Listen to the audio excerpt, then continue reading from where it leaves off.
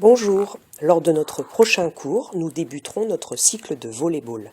Cette vidéo vous présentera le règlement simplifié qui sera utilisé durant vos matchs et le vocabulaire qui sera utilisé pendant le cycle. Le volley-ball est un sport d'équipe. Il se joue sur un terrain rectangulaire divisé en deux par un filet. Chaque camp mesure 9 mètres sur 9, sur lequel se positionnent 6 joueurs dans chaque équipe. Le règlement du volley-ball est composé de nombreuses règles, mais en EPS, pour simplifier le jeu et l'arbitrage, nous n'en utiliserons que certaines et nous réduirons le nombre de joueurs par équipe et la dimension des terrains. Alors, quel est le but du jeu? Le but est d'envoyer le ballon par-dessus le filet et le faire tomber dans la moitié de terrain du camp adverse, en respectant les règles. Voyons ensemble quelles seront les règles que nous utiliserons durant le cycle. Découvrons tout d'abord les règles liées au service.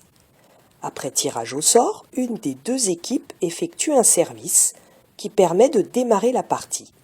Il s'agit d'une frappe propulsant la balle directement dans le camp adverse.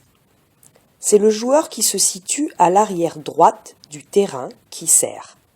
Pour effectuer le service, le serveur doit être au-delà de la ligne de fond en se plaçant dans la zone de service. Lors du service, le ballon doit être frappé avec une main ou n'importe quelle partie du bras après avoir été lancé en l'air ou lâché. Au service, le ballon peut toucher le haut du filet lors de son franchissement. Quand une équipe marque un point, elle obtient le droit de servir. Pour marquer un point, il faut réussir à faire tomber le ballon dans le terrain adverse. Une équipe marque également un point si ses adversaires commettent une faute ou envoie la balle en dehors du camp. Le ballon est dedans quand il touche le sol du terrain de jeu, y compris les lignes de délimitation. Le ballon est dehors quand il tombe à l'extérieur du terrain ou touche le plafond et les poteaux. Si une équipe perd le point, les joueurs restent à leur place et attendent que leur adversaire serve. On dit alors de cette équipe qu'elle reçoit le service. En compétition, un match est remporté par l'équipe qui remporte 3 sets. Un set est gagné par la première équipe qui gagne 25 points avec 2 points d'écart. Si les deux équipes sont à l'égalité 2 sets partout, un 5e set décisif est joué en 15 points, avec une avance d'au moins 2 points. En EPS, pour faciliter l'organisation, nous jouerons essentiellement nos matchs dans un temps limité. Alors, peut-on se placer n'importe où sur le terrain? Eh bien non. Les joueurs occupent une position bien précise, définie dès le début du match. Au moment du service, tous les joueurs doivent être placés dans leur camp et à leur place. Ils doivent rester à leur place ou se déplacer suivant la règle suivante. Si une équipe sert et gagne le point, c'est au même joueur de servir. Un même joueur peut donc servir plusieurs fois de suite si à chaque fois son équipe gagne l'échange. Par contre, si l'équipe qui reçoit gagne l'échange, elle marque un point et obtient le droit de servir. Ces joueurs effectuent alors une rotation en se déplaçant d'une position à l'autre dans le sens des aiguilles d'une montre. Pour savoir si je dois me déplacer ou non, je dois donc me rappeler de cette règle. Je me déplace d'un cran dans le sens des aiguilles d'une montre si et seulement si mon équipe a gagné le point et si nous n'avions pas le service avant de gagner l'échange.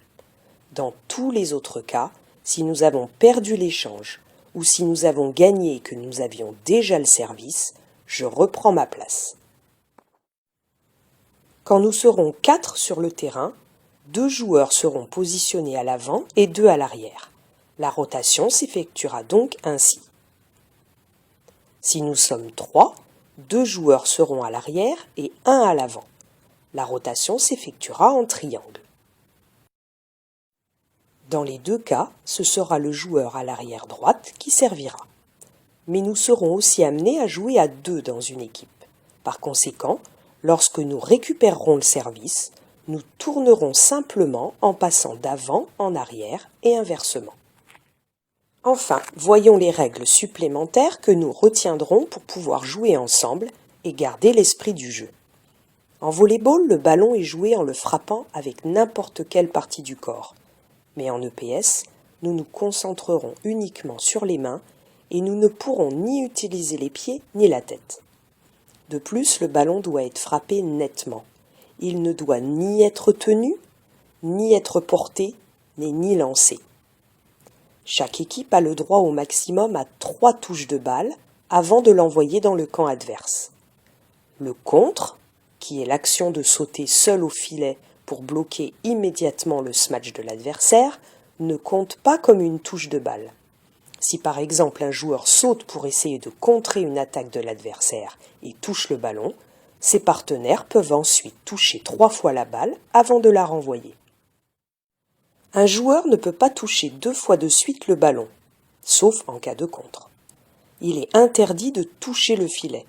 Par contre, si le ballon est envoyé dans le filet, il peut être repris par les joueurs avant qu'il ne touche le sol, si l'équipe n'avait pas déjà effectué ces 3 touches de balle.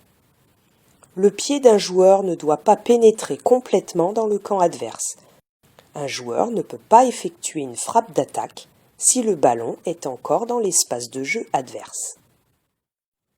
Alors, résumons les règles essentielles en utilisant le vocabulaire spécifique au volley-ball.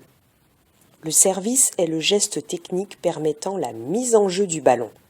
Il s'effectue derrière la ligne de fond, dans la zone de service, par le joueur se situant à l'arrière droite de son terrain. Le ballon est lancé ou lâché par le serveur et il est frappé avec la main. Le ballon peut toucher le haut du filet lors de son franchissement. Quand une équipe marque un point, elle obtient le droit de servir. On parle de réception lorsqu'une équipe a perdu le point et qu'elle reçoit le service. On parle de rotation à chaque point gagné sur le service de l'adversaire, lorsque chaque joueur tourne d'une place dans le sens des aiguilles d'une montre. On dit que le ballon est collé lorsque le ballon n'est pas frappé nettement, et si au lieu de repartir immédiatement des doigts, le ballon touche la paume et y reste collé avant de repartir. Il y a alors faute et le point est donné à l'adversaire. On appelle faute de fil lorsqu'un joueur touche le filet pendant un échange. On parle de faute de pied lorsqu'un joueur pose le pied en entier dans le terrain adverse. Une attaque est une action envoyant le ballon en direction de l'adversaire, à l'exception du service et du contre.